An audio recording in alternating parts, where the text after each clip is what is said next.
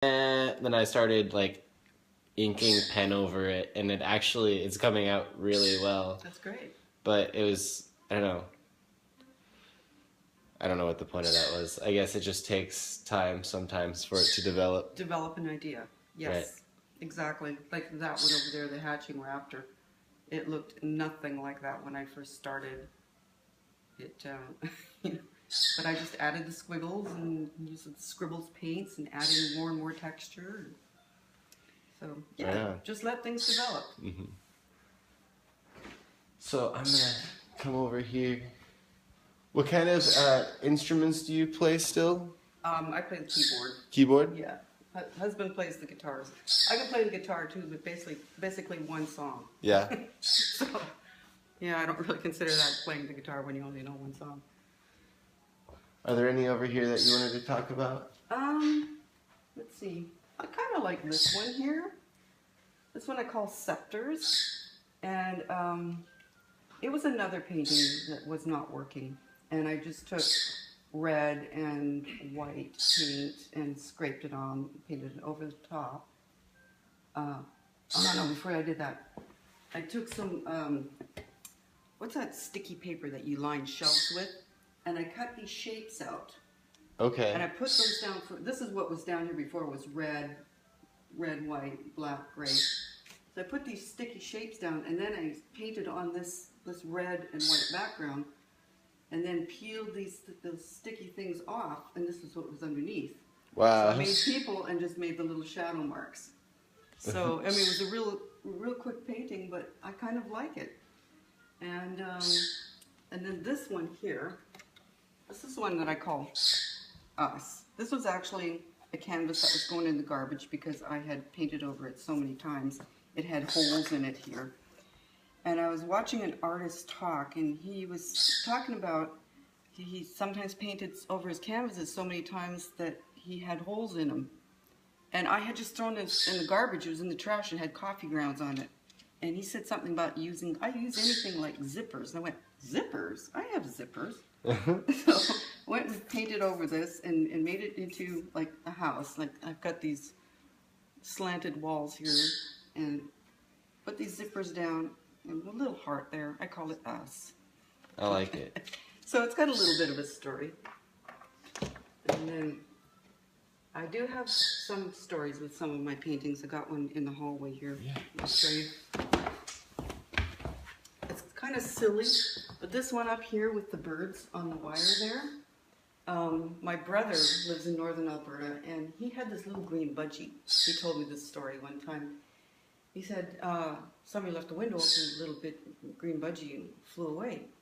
And so this one time he happened to be at his window with his binoculars, and he's looking out at this telephone wire, and he sees all these birds and sparrows, and he sees sparrow, sparrow, sparrow, sparrow, sparrow, sparrow, little green budgie, sparrow, sparrow, sparrow. So that's what that is. And that paint is actually for him. So it's yeah, his little green budgie.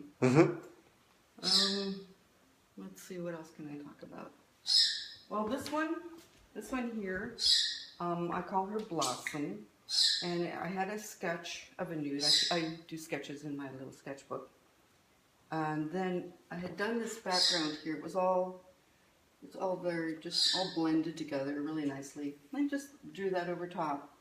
And then add a little bit of white spray paint around the outer. Just very soft and romantic. And, nice bedroom painting. Not really much more to say about it than that. I like it. Thank you. And then here again is another example of where I took a watercolor that I had done of an acorn and just taped it down the middle of the canvas, and then put some tissue paper around here, and then just put bright colors all around, just to kind of indicate autumn, I guess.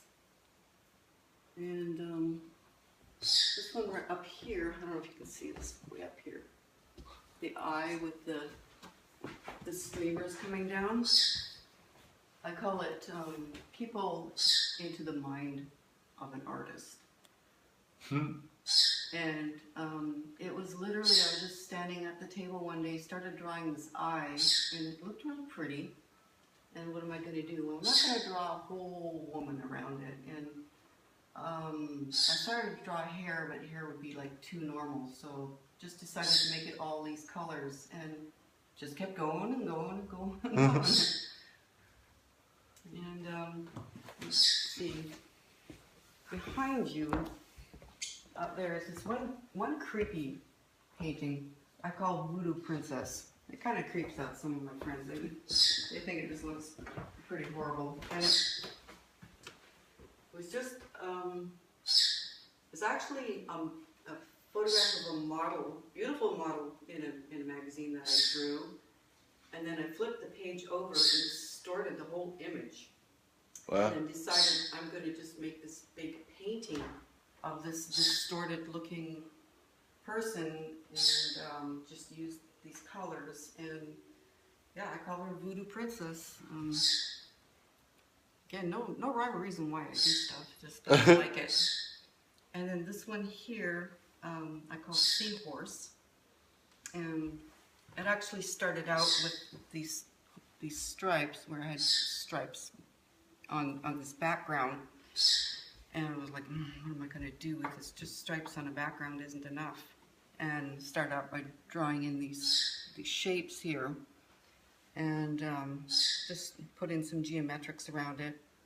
And then decided, oh, it's a seahorse. It's got a big head, huge little tail.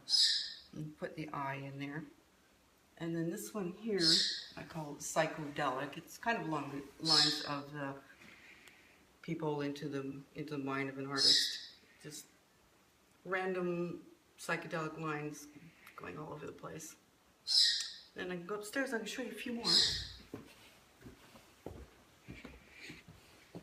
Hi, Birdie. Oh, I don't know if there's enough light in here. Is there enough light to shoot these right here? You can see it. I'll just come a little bit closer.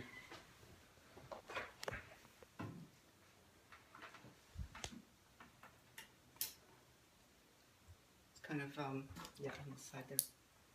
This one in the middle, I call Departure. And again, it was just going over top of a painting. And just black and white. I had it flipped around the other way first, that the white was going to be sky and the black was going to be water. And I sometimes just hang them up and I'll flip them around and say, what is this? Which way is the best way? And decided that this way was the best. So it's a boat leaving, I don't know, going off for a sail at 3 o'clock in the morning or something. Maybe you've got a body on there going to dump it off or something. I don't know. Hudson River or something. And here's one that I just did this morning, finished this morning. I call it Tagged because it looks like graffiti. And this one here, I call Cave Dwelling. And again, it was just a lot of different colors underneath.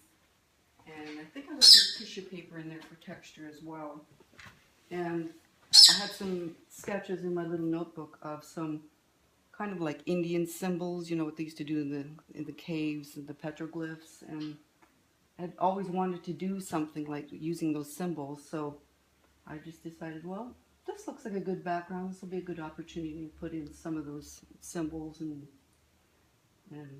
whatever they are, paw marks and antelopes and things that sun and little frogs and little animals, things that they did. And let's see what I got.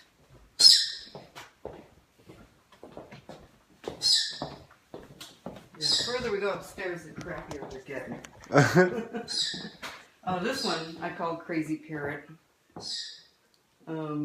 It started out just as a swirl on top of a nice model background, and just added the feet and little tail. It looks a bit like that bird that you're chirping really loudly right now. It kind of looks like her.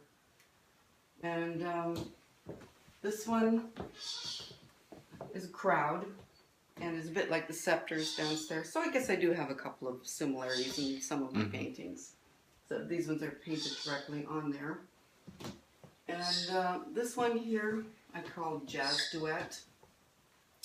And it just started out with, let's see, I put some plastic pieces. I had a green and white paint down here, very wet. Took some plastic pieces, like a plastic bag, cut them out into little shapes, put them all on there, let them dry, and peeled them off. And I really liked the shapes and these colors.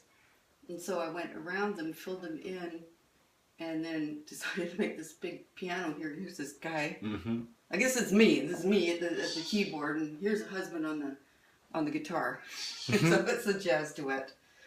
Oh, and this was an ode to Moreau. I used to have some Moreau prints hanging in my house, and just decided to do something like what Moreau did. This is my husband's bathroom. He likes to sit in here and take a bath every morning, so he said he really loved that, so that's why this is hanging here. Mm-hmm. And then, see, the last one is up there. I think I'm calling it Little House, Little Blue House on the left, because like here's a little blue house. But it also looks like a windstorm came in and blew some trees down, so I don't know. I'm not sure. I'm not sure if that's ever going to be hung anywhere other than the bathroom. So that's about it. Right on. I guess the last thing that I wanted to talk about was a gallery that I throw once a month. Mm-hmm. There's one coming up on the 24th of this month, and you're welcome to come check it out, see what the feel is like. There's free booze, free food, live music. We paint on the walls. It's kind of a crazy time. Oh, I love it. But it's all of the artists that I interviewed in the previous month. Yeah. So you're invited to come next month on the 22nd, May 22nd. You can be one of the featured artists. Oh, I'd love it. That's 7 to 11. I don't know. I think I gave most of the details. It's at my house. A lot of fun. Hope you're there. And I don't know. Do you have any last thoughts? Questions? Oh, the last thing that we do is we do a raffle at the gallery. And I ask all of the artists that I interview if there's something small that they wouldn't mind donating. Sure. And then any of the guests that come in can donate $5 or more to the cause, and then they get a raffle ticket, and we give away a bunch of artists. So one of my paintings, huh? Yeah. Okay, sure. I love that. Right on. Yeah. Sounds Sweet. like fun. Yeah. All right. Okay. Do you have any last thoughts?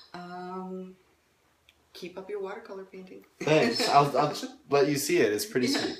All right. Thanks everybody for tuning in. I'll maybe catch you tomorrow.